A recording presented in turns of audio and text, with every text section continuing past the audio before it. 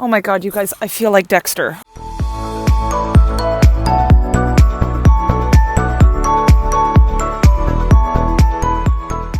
Okay, so hear me out.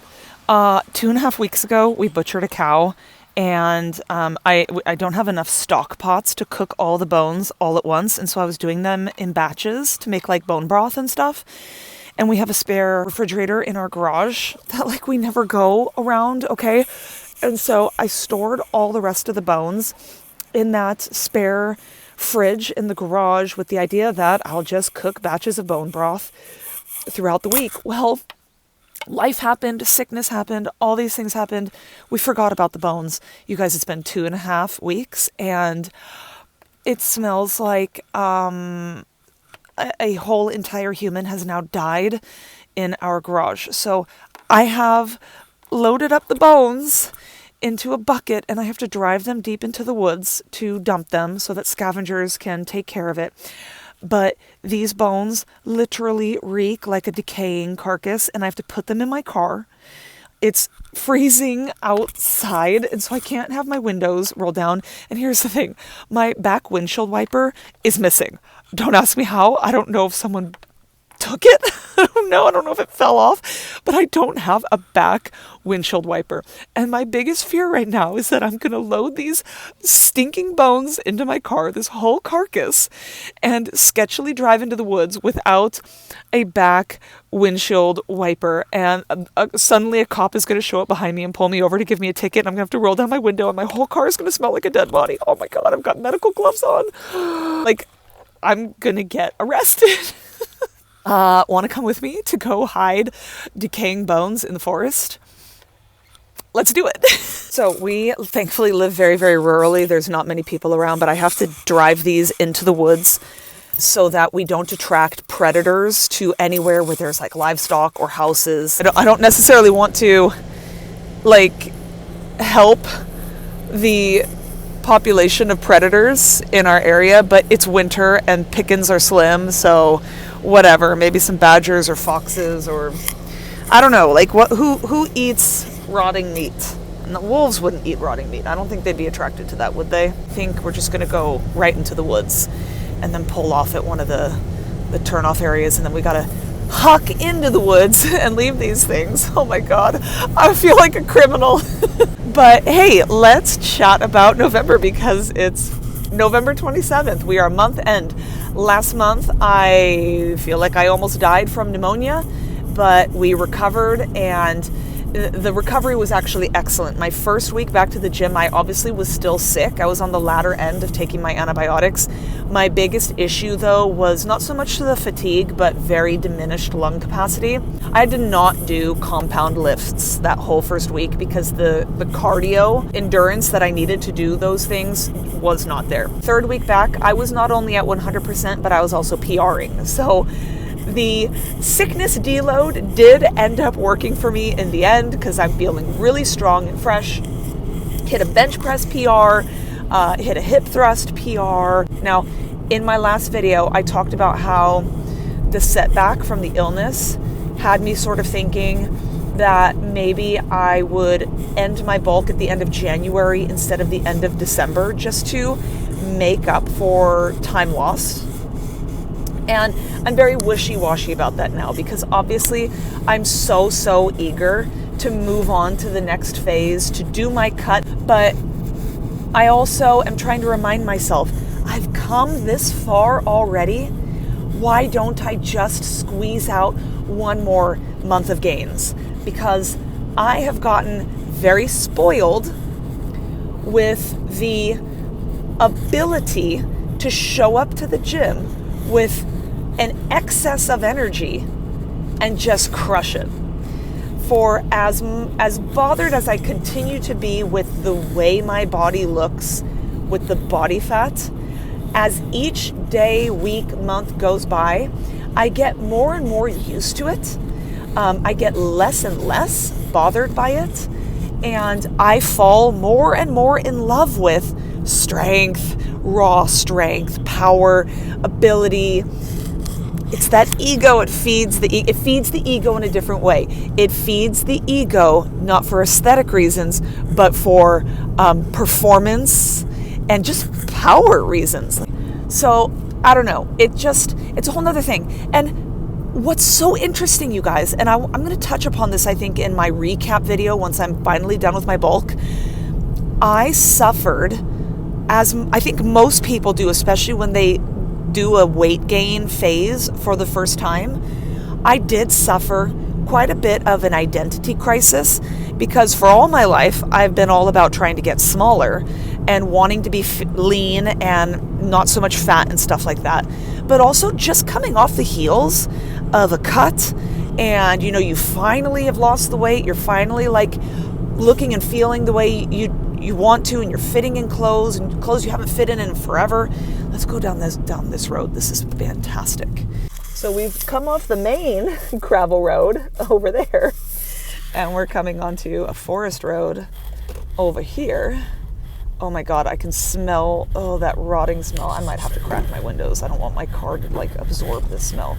We're gonna go down here into the forest. Wow, those bones reek. We will find a turnout, just a place I can pull over, and then we're gonna have to huck these into the woods. In fact, this might be a good place because that's some good dense forest that I can easily walk into. So let's see, maybe I can pull off into this road. There's a lot of roads that tractors and stuff go down to log, as you can see here. So let's just pull off over here. This is perfect. Oh my God, look at this. Just a little nothing road. There's no houses down there. It's nothing, just logs. And maybe we'll hike down there. Anyway, though, what I was saying about the identity crisis. Now, so I did go through a little mini identity crisis when I started putting on weight and started shifting my focus and my goals and everything. But now I very much realize, and I didn't think about this at all until earlier this morning, I am for sure going to be going into an identity crisis when I switch from muscle building to fat loss. Okay, so here we are. We're going to talk about fitness again in a second.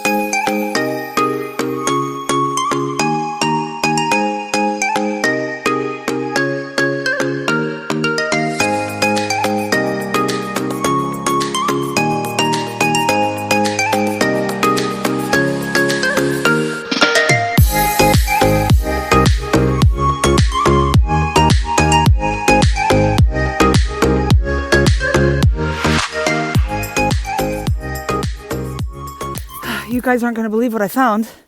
I found the primo spot to dump bones because there's already bones here. Let me show you guys. So we have, I don't know, what do you think? This might be like a shoulder blade, perhaps, or something like that.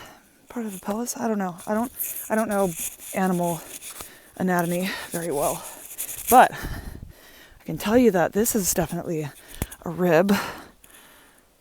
That's a sizable animal right there. That's a huge rib. Maybe a moose. Got another rib here. Got another rib. Oh no, this is not a rib. What is this? Some sort of joint here. Bone, but creme de la creme. Check this bad boy out. Oh, it might have been a boar. Those are definitely,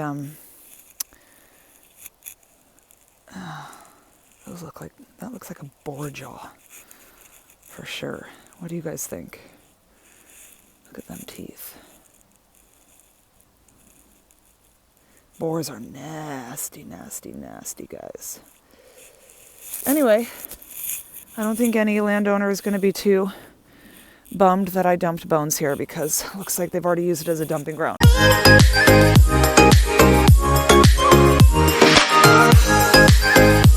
So hopefully some forest critters will come and stumble upon this that are willing to scavenge, maybe mice or something, because there is so much fat and meat still on these bones. Bon voyage, Sir Cow. Now we got to get out of here. So back to what I was talking about. Goodbye, jawbone. It's definitely going to be a bit of an identity crisis when I switch to a calorie deficit again because I've been in a surplus for so long. But back to the main topic, I'm pretty sure I'm going to tough it out and do one more month of building just for the sake of the fact that I've already come this far. Why not take advantage and squeeze out one more final month, especially when I got set back a month with my illness. So that's sort of where my thinking is at.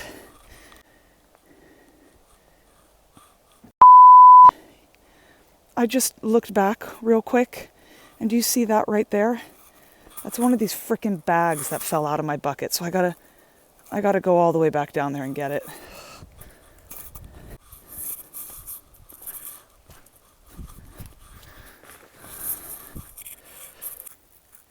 Oh, check this out, guys.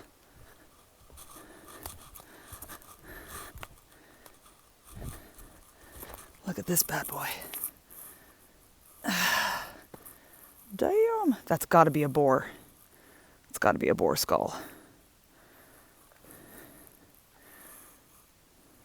The other part of the jaw is probably what I found over there where I left the bones. Beautiful, isn't it? Look at that. Let's see, what's this?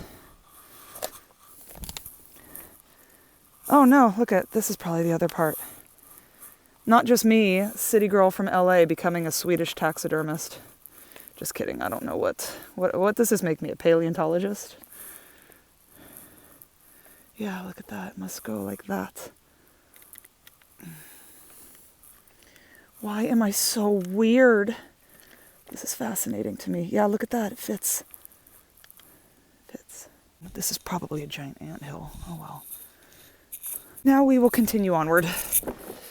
Always look back and retrack your steps because you don't want to leave any evidence behind. I need to let my car air out because it smells like sour bones and meat. So I'm just going to let it air out and I think I'll finish filming here. But first of all, it's so peaceful and quiet, but you can hear this beautiful little brook. So let's go down here and take a seat. Whoa, God. And I can finish filming here with this as a backdrop.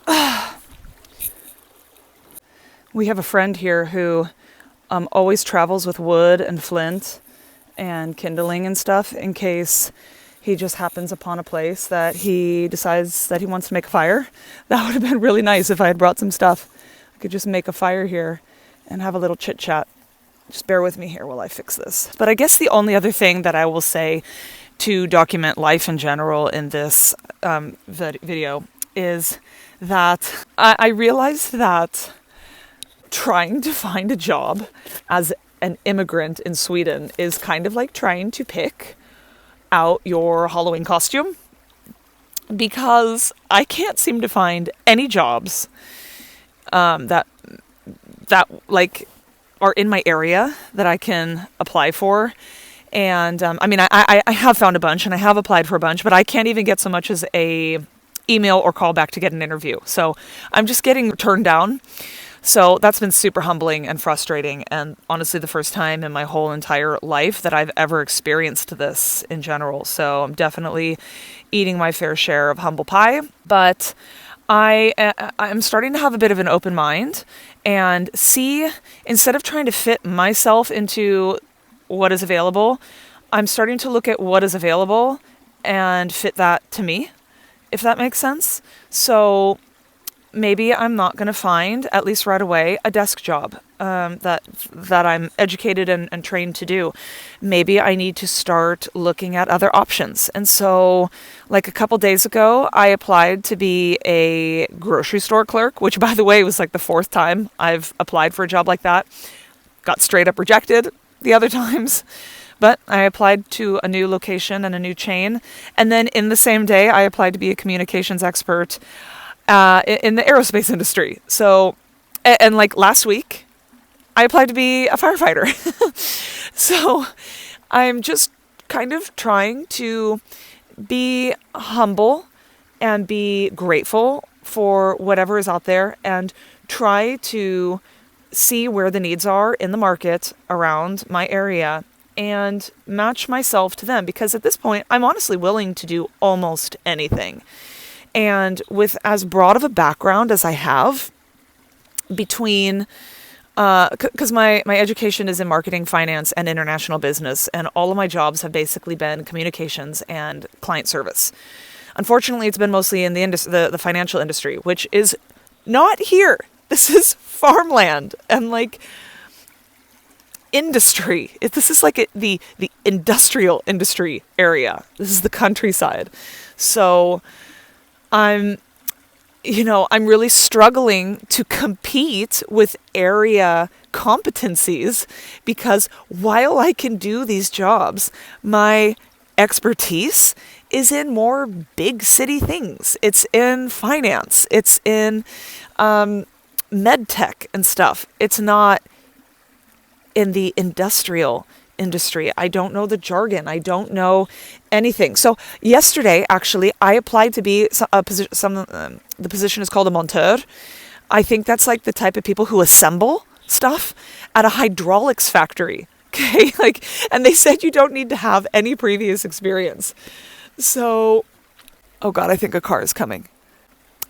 I really need to keep an open mind, and I'm doing that. So I was very excited about the fireman position because they said they were going to pay. They're like in dire need of more firefighters in my area, and they would pay for your education. They'd pay for the license to drive the truck, this, that, and whatever. But the downside is that you don't actually stay at the fire station. You only go when there's an emergency, because we're so rural. It's not often that there's an emergency that the fire department is needed for. So the commune can't pay for like full-time on-site firefighters in my area. They have it in the main part of our commune, but not here. And so you only get paid when you're working. And so that's a downside. So I'd still need to find part-time work. And even further, that part-time work would have to be in the area so that I could be near the station. But it doesn't matter anyway, because I got disqualified for the position because I live with a railroad between me and the firehouse.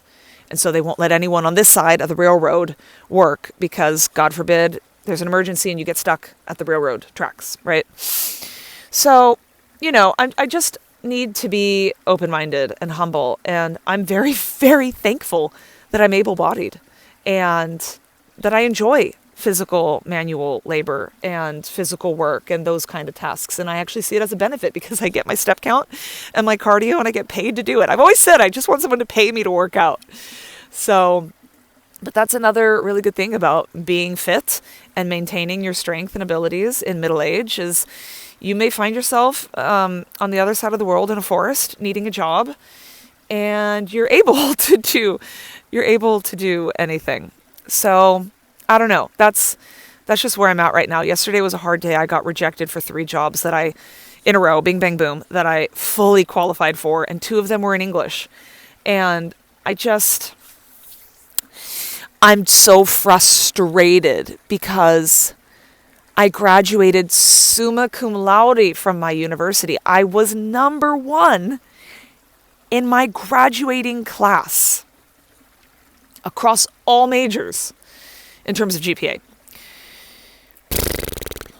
And I've never been unemployed until now. So I have like an unbroken working track record since I was 15 and I'm 41. It's only just until now that I'm unemployed. I just can't seem to compete with local talent.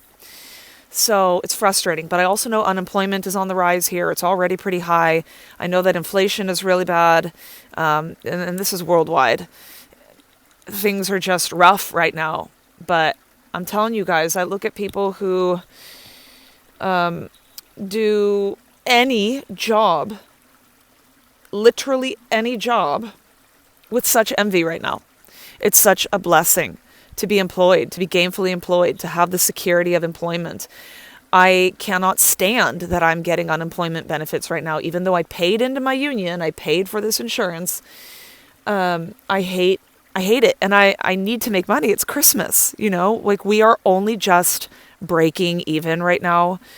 And with year end, we're dipping into the savings to buy gifts and stuff. And everything is getting more and more expensive.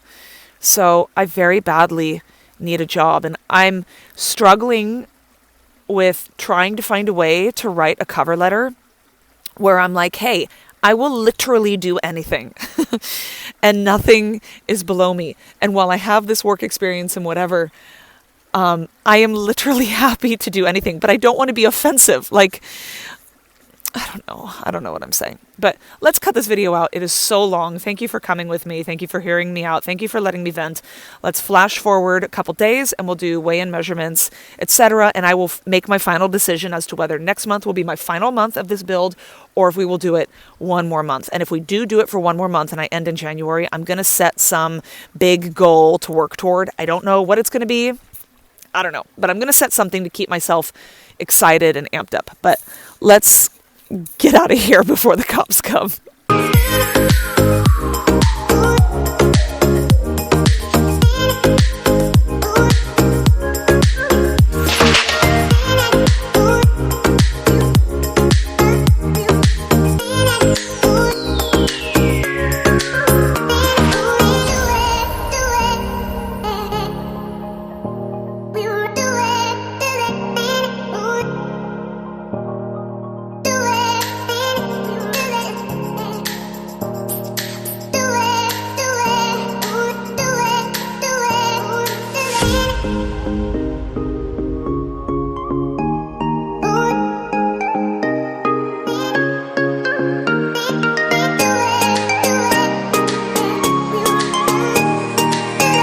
Everybody, happy Saturday morning. It's November 30th. We are here to do a weigh-in and measurements. I'm going to do measurements in just a second. I did do a weigh-in right now, and here it is. This is a somewhat unreliable number. This rarely happens, actually. But number one, I ate an actual metric ton of salt yesterday, so and I drank so much. I was so thirsty. So this number is going to be significantly inflated just due to water retention, but also my Aunt Flo is supposed to start in 3 days, which is, well, 3 or 4 days, which is far enough into the future that I don't want to postpone doing my weigh-in and measurement, but close enough that it's definitely going to be affecting water retention and things that happen at the end of every woman's cycle, you know?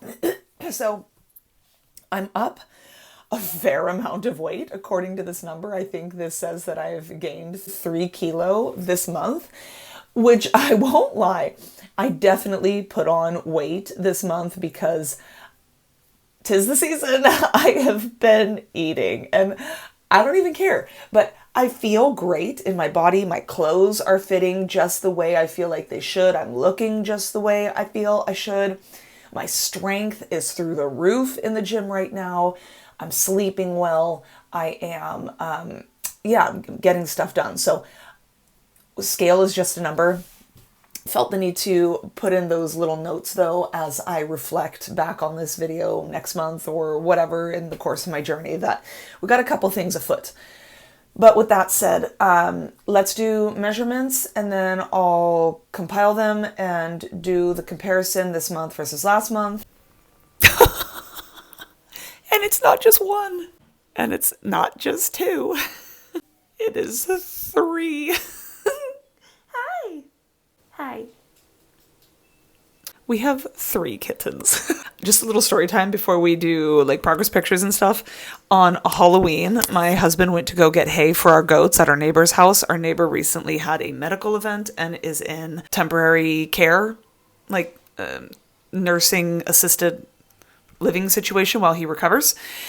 And so we've been sort of like looking after his property, but obviously he's not been home and he was afraid. He had a barn cat who got pregnant way late in the season, and sure enough, she did.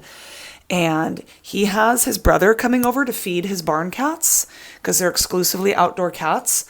And so the cats have been fed, but for whatever reason, she was not coping with her litter. So when my husband went to go get hay, he found a litter of 6 kittens that were approximately 4 weeks old. And 3 of them had already died. And the other 3 were like clinging onto life. And so he brought them home to us. And I've been running like a kitty mill. trying to bring these guys back to life. This one is Binks. We had just watched Hocus Pocus when he brought them in. So we've got a all black cat. They're about 8 weeks old now, we are thinking. But Binks, sometimes we call her Binky, she is going to be going to my in-laws' home within the next couple weeks. This one is my absolute favorite. This is Blixten. Hi. I love this one. It's our only male. And he's going to be staying here. And then the other black and white stripy cat is Nova. And she will be also staying here with us. Yes? So anyway, we have these little lovies. Oh my God, they are just so freaking cute. And they're nightmares. They're little terrors. But I love them so much. They're playing with my cable. Anyway, so here are my month-end measurements. This is a comparison of this month-end versus last month-end. And if you guys have not been following my shit, got pneumonia last month. And so my month-end measurements last month were all down. So this month, I basically just regained everything I lost at the end of October and then gained an appropriate little bit more on top of that. So I'm happy. I'm happy with it. I feel like I'm up a lot, but when I look at these numbers, which is now my plus or minus now versus when I first started my bulk, I'm like right on track. And I'm so excited that I've gained almost 1.5 inches on my biceps. I cannot believe that because my biceps grow so slowly. The amount of effort I put into growing my biceps is unreal compared to literally any other body part. Anyway, it's like the number I'm the most excited about. And speaking of which, I took this picture recently when I was in the rack doing deadlifts. And just kind of, I don't know, I was in between sets and feeling a little fluffy. And whenever I feel sort of down on myself, I flex because I'm like, oh yeah, there's stuff underneath the fluff. And I just really liked what I saw. I feel so powerful. And I put this picture up on Instagram where I tried to scale the pictures. And there's exactly 1 year between these two pictures. And yeah, I don't know. I just feel, I feel really, really really good about things, even though, you know, I'm getting bigger and bigger. But here are my progress pictures. These are just my, you know, front, back, and sideways of current. And I got some really good lighting because I took these pictures midday instead of the morning. I love the shadows. They were able to kind of like show my musculature a tiny bit more. But the problem with that is with that good lighting, it also accentuates the cellulite I have, and definitely starting to have some like super visible cellulite on my butt and hamstrings, but whatever. And then here are some side-by-sides of the beginning of my bulk versus current. So there are 10 months between each of these sets of comparisons. And yeah, you know, we're just trucking along. I feel like I've more than made up for lost time with what went down in October. But I do think I'm just going to stick it out. I am going to stick it out until the end of January. So we're going to have 2 more months of this build.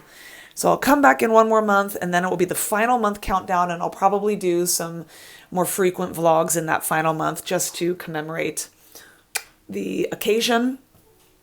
Gosh, it's exciting. Can't believe I'm finally closing in on this time. So thank you for watching, you guys, and I'll talk to you all in a month.